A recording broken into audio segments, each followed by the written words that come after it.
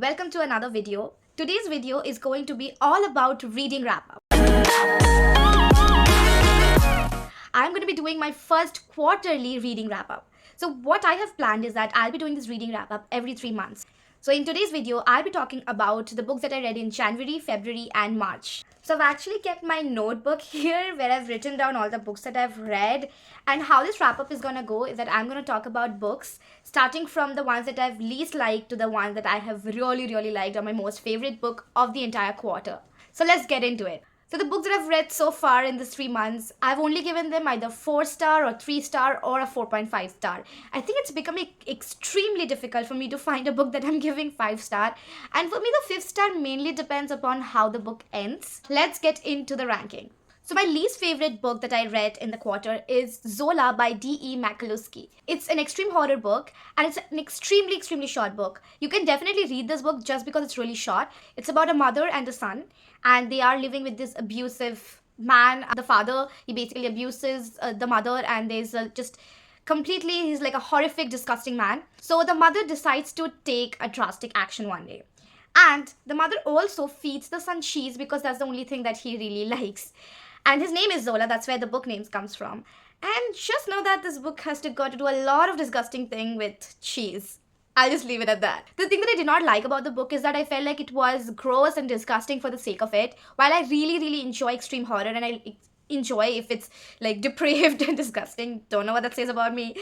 But it has to be done for a purpose. Like, it has to lead somewhere. It has to make sense why it is happening. But in that book, I thought that entire meaning was lost. And so I didn't really like it much. But if you are looking for something that's short, and if you have a lot of experience reading extreme horror, only then get into it, because this book is really disgusting. And I gave Zola a 3 on 5 star. The next book that I gave 3 on 5 star is Sardines by Judith Sonnet.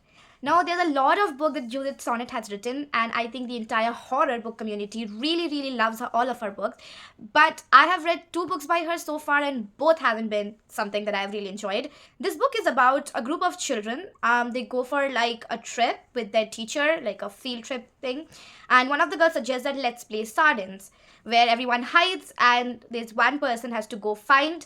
And when they find, they again go and find the rest of the group. So it's sort of like a tag game. And while this game is going on, something horrific happens. This is also another extreme horror book. Yes, I was on a roll with reading extreme horrors. But again, I felt like this was just done without any meaning or any purpose. I don't like when a story does not have a purpose. I need a solid logic about it. I need to know why it is happening, and it has to be convincing. And again, the purpose or the reason that was shown for whatever was happening in the story, I was not convinced. I did not enjoy it much, but I definitely liked it better than Zola, and that is why it's at the 2nd position of my least favorite book. The next book that I also gave 3 star is We Are Okay by Nina LaCour. This is actually a contemporary young adult book, and it is about this young woman who something happened in her past that led her to leave home and come live here.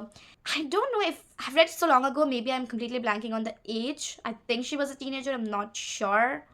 Or maybe she's in her early 20s, I'm really sorry. Anyway, so her best friend is coming to meet her after all these years, and finally she is going to speak about what happened, why did she leave home. This is a really sad book, but I just did not feel any connection with the characters. And I felt like this book was extremely slow at some points. But here's the thing, I am a plot-driven reader. I don't enjoy character-driven books unless it's done really well, where I am completely invested into the character story. But in this, I did not feel that. I did not find any connection with the characters. I did not grieve when the character was grieving. So I think it's because of that emotional disconnect, I did not enjoy the story as much. This is also a very short book. I think it's like 200 pages. So if you are looking for something that's short, that's a little like on the sad side. It also has a queer angle to the book. So if you're into all of those things, if that's something you really enjoy, you can definitely pick it up. Continuing on the 3-star journey, the next book that I read was His Pain by Rath James White. Now, Rath James White is another extreme horror author, but His Pain is on the milder side. It is not as extreme. The concept of this book is actually extremely fascinating. I mean, I was hooked just by the premise. It's about this guy, and since he was born, he is just overly sensitive to everything. So any kind of sensation, he feels it as pain. So whether it's any sound, any smell, taste, touch, anything. So he feels everything as pain, and it's excruciating. So his parents cannot be near him. He is, given this room which is completely dark, and every time he has to like sleep, he has to completely deprive himself of all these senses. And come on, it is such a fascinating premise. While I really enjoyed this book overall, I just thought that because I've read a lot of other extreme horror books and a lot of other books that has like this crazy premise and crazy plot twist, this book was pretty straightforward. I mean, even as I tell you the premise, I'm sure, some of you can even guess what's going to happen in the book, where this is leading. But I just thought it did not escalate that much. So when you have a plot which is like as simple as this, and you can't really play around, I feel like the only thing to do is to escalate it to a crazy level, and that did not happen in this book. But this book is for someone who's just planning to dip their toes into extreme horror or horror in general, which is real and just something a little crazy. That's not something that you read usually. This is a book you can start with. But for someone who has read a lot of extreme horror, a lot of horror in general, and I don't think you will really enjoy this book. So we are finally moving on from all the 3 stars to the 4 stars. So the first 4-star book that I read, or my least favorite 4-star book that I read, was Kim Jong, born 1982.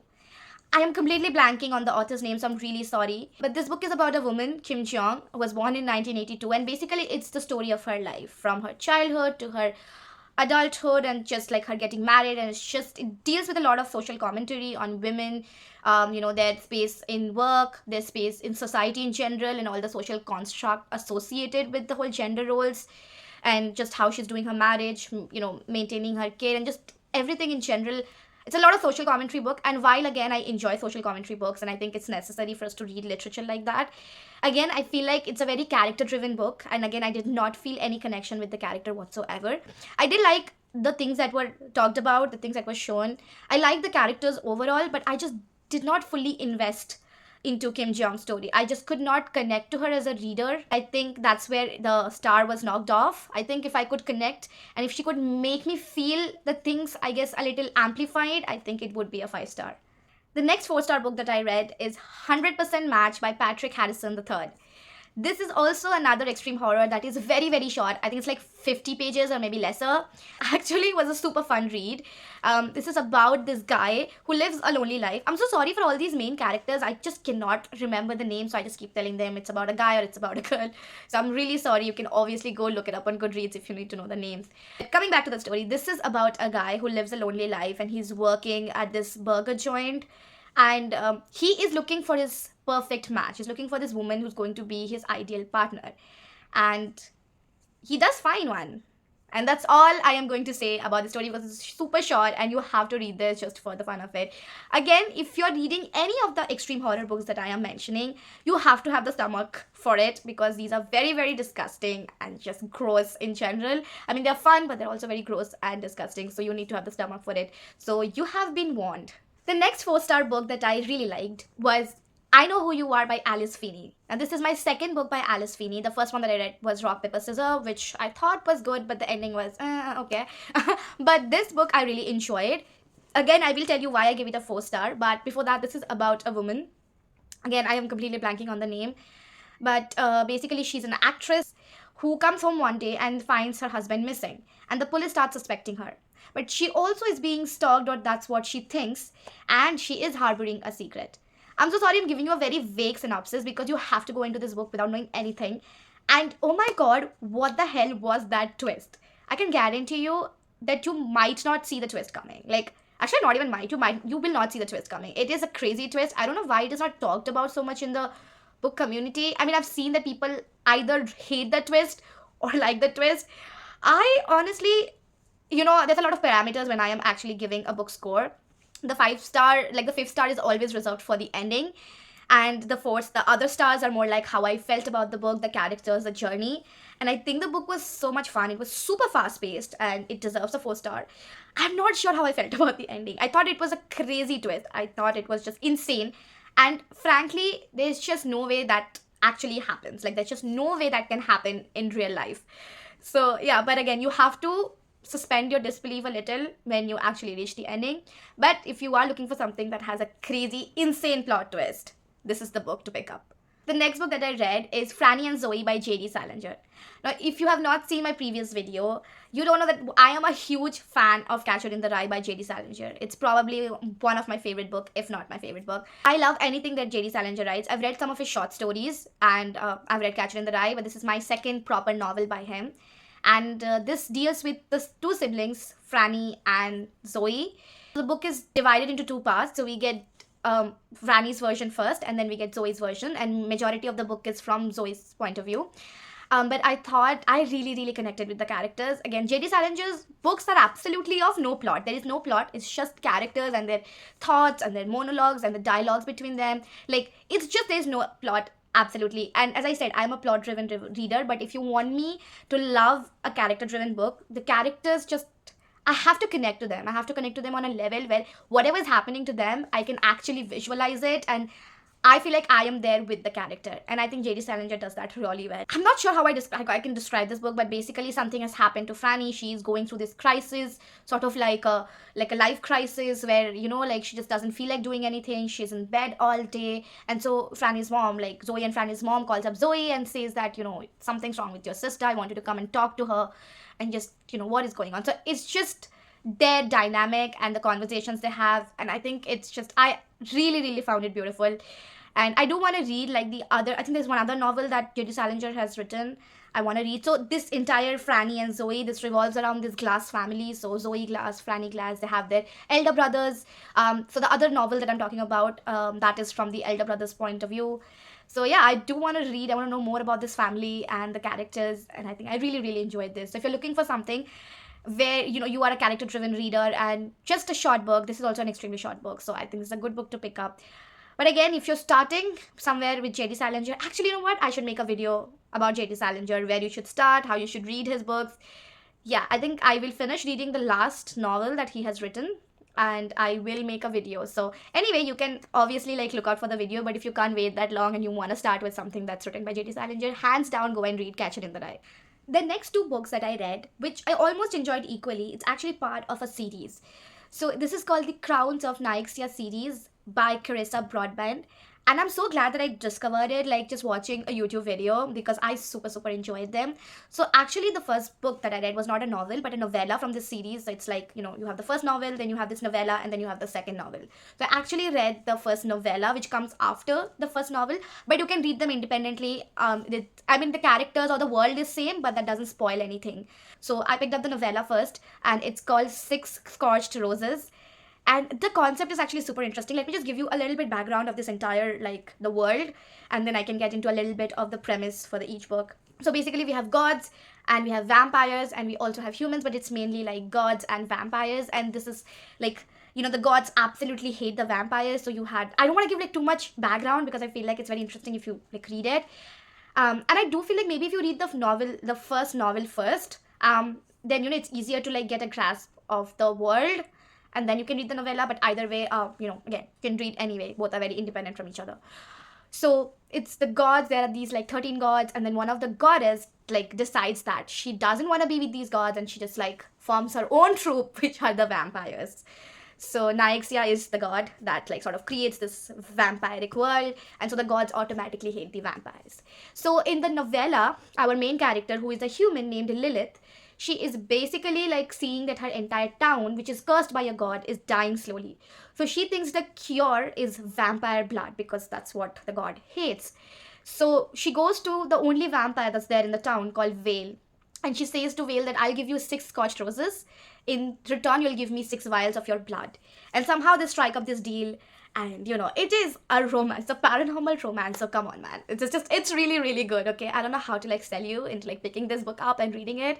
It's really fun. I think the world is just so fun. See, it's not really the most original world. As you read, you feel like this is the kind of story you might have read. And the characters are also not something like, you know, so crazily unique, but the main character in the novel is so, I mean, all the female characters are actually pretty badass. It's just really fun. And so yeah, so that's the novella is about. Coming to the novel, which is A Serpent and Wings of the Night, and this is also about this person. It's about this human. I'm so surprised I actually have all the human main characters. I'm so sorry, I'm again blanking on her name, but she is adopted by a vampire king. And so they have this sort of like a competition. It's kind of like a Hunger Games situation where it's this competition. So a lot of people enter this competition. You always have that one champion, and so whoever wins the competition, the goddess Nyxia appears and grants them anything that they want, like grants them a wish. And so one of the opponent of this human main character is a vampire. And it's just like, they team up. They think that if they team up, they might be able to have better chances of survival. And then this the whole story goes from there. Super fun, super cool. I think the ending, you can see the ending coming, of course, but even then it did not take away anything from the journey. So again, the ending was not something that blew my mind, is why I gave it a 4 star. But yeah, it was super fun. And I've heard that the characters from the novella actually enters book 2. So I am really looking forward to reading book 2. I'm not sure how many books are there in the series. I don't know if it's a duology, because maybe the world is same, but the story ends with the second book. So I'm not very sure. I can only tell you that once I've read the second book. But all I can tell you that I'm super pumped to read the second book.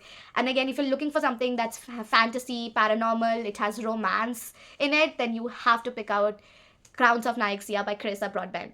And the final book that I read and that I loved, or it was my favorite book of the quarter, I actually gave it 4.5 star out of 5, is My Roommate is a Vampire by Jenna Levine. This is about a girl named Cassie, and she wants to find an apartment, a really cheap apartment in the Chicago neighborhood, and she's not doing good, like financially, and she's just struggling when she comes across an ad in Craigslist where she sees this apartment is just so extremely cheap. It's almost suspicious.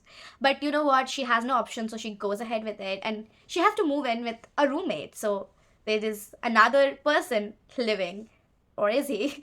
But basically, her roommate is a vampire, and it's just the whole. Like the whole scene of her discovering that he's a vampire to them like actually communicating, and it's super fun. So like, I've seen a video where this one of the booktubers says that she didn't really enjoy it because they didn't have a lot of communication, but I thought it was really fun because they were communicating through like sort of notes, because every time like she would be sleeping at night, he would be up at night, and he would be sleeping in the day, and then she would go for like work. So it was like really fun. Like there, even the way the guy was writing, like it's such an archaic language, it was super fun. The only issue I had, I thought it was a little too much in the ending. Like a lot of things were happening at the ending, and just everything again felt very like neatly tied up, and I was just like, maybe if so many things were not happening and if we could have left a little bit of messy ends, I think it would have been a 5 star for me.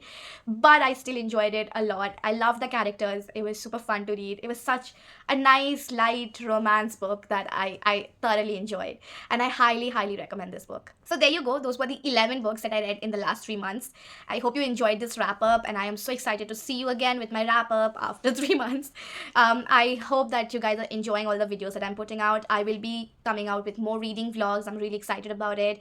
I'm also planning to do this creature feature collection. I'm not sure if I'm doing it as a vlog or like a wrap up or what, but you will be getting my thoughts on that.